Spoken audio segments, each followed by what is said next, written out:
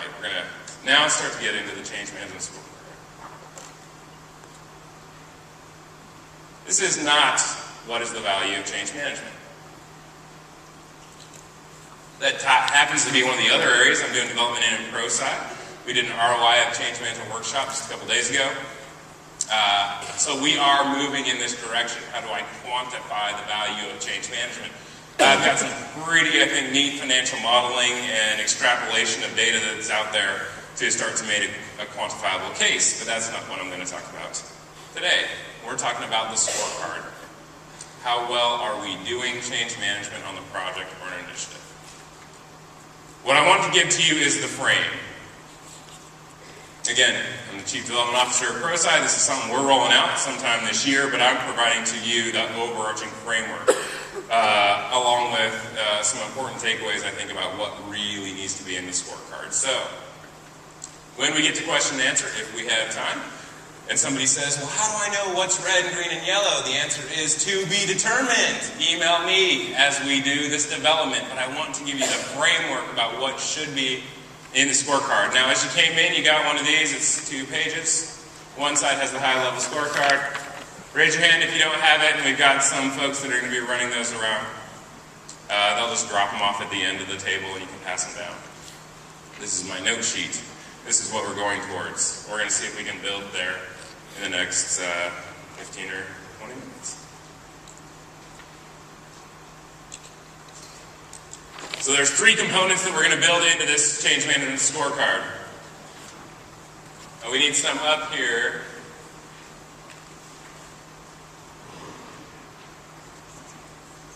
The first of my elements is around change management application. How well are we doing change management from an organizational change management perspective? Are we doing what we need to be doing? The second component I'm going to add is the idea of project performance. Is the project delivering the results that we expected? And the third piece is around the individual transitions. Remember, it's Andy and Becky and Charlie and Debbie, so I need to understand if Andy and Becky and Charlie and Debbie are making those changes.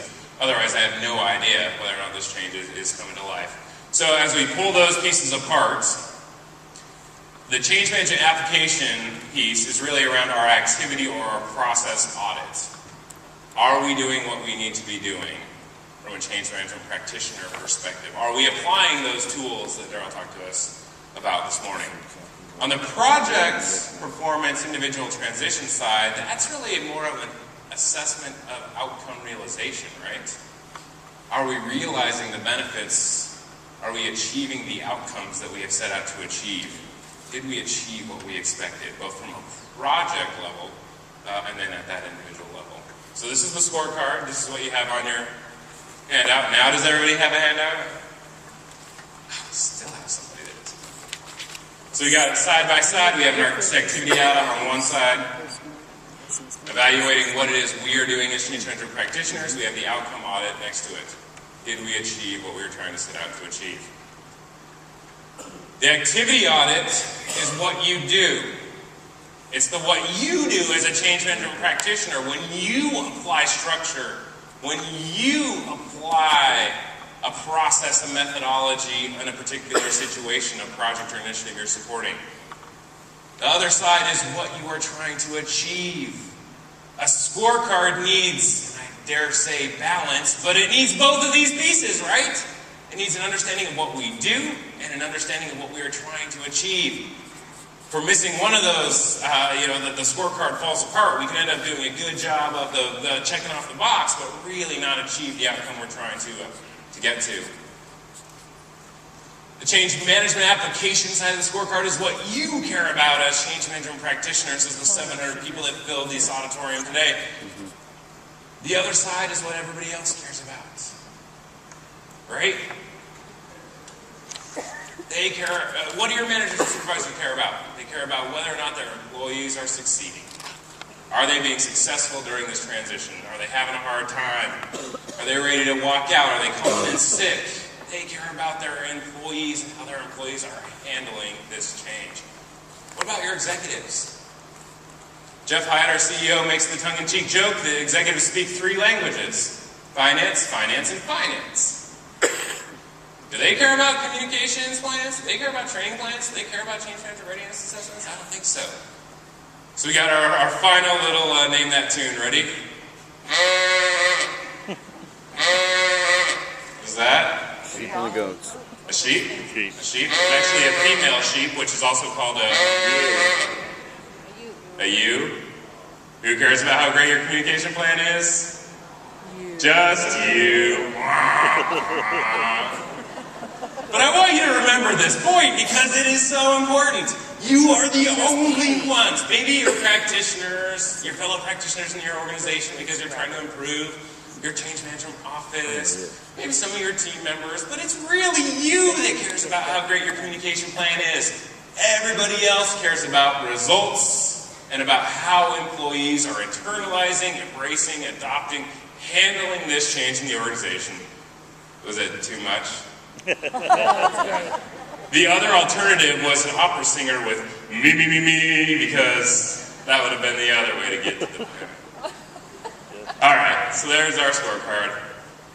Change management application side of the equation is about looking in the mirror. It's what you do. It's what you do as a practitioner when you apply the processes and the tools. The other side is about looking up and down, and by up I mean at the project performance, and by down I don't mean condescendingly, I mean at the unit of change, the individual employees who have to adopt things. So there's our framework for the scorecard. Let's see if we can make some sense of it.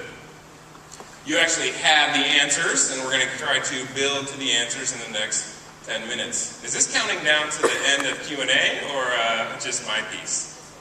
Oh, really? I didn't even take my jacket off. Wow. We got all kinds of time. Alright, so we're going to build towards these three pieces. We're going to start with project performance measurements. The very first bullet you see when you're looking at your little note sheet, if you want to take notes on it, is project metrics are achieved. Did the project deliver the expected improvement? Did we arrive at that future state?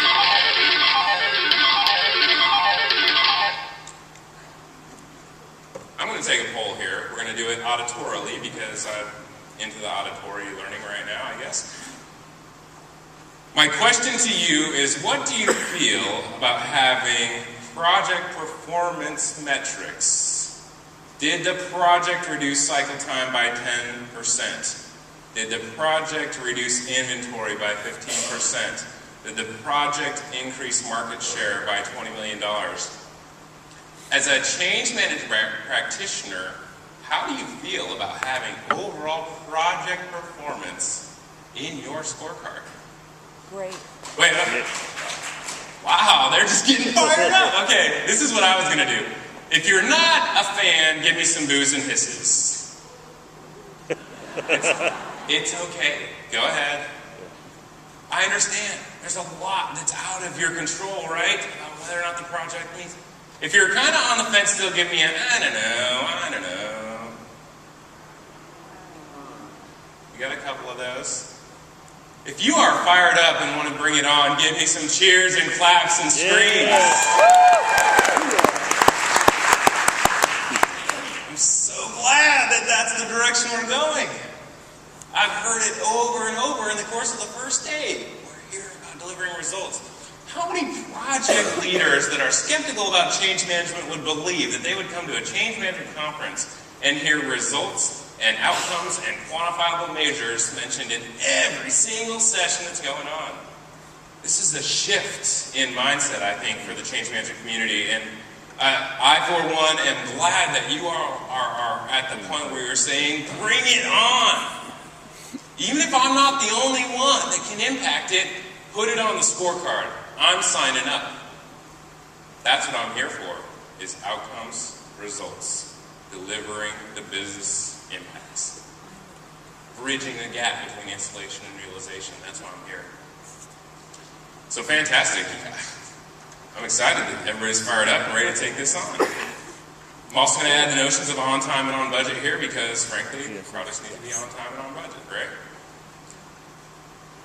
The reason I think we need project performance in the scorecard is if you want to be taken seriously and if you want a seat at the table, you need to be ready to talk about what everybody else at the table cares about. Do they care about communications? Do they care about self-emoting? Do They care about resistance. So, let's sign up to deliver what we are here to deliver on. The results of the project initiative. Individual transition measurement is the next piece from our outcome side. Are those transitions defined?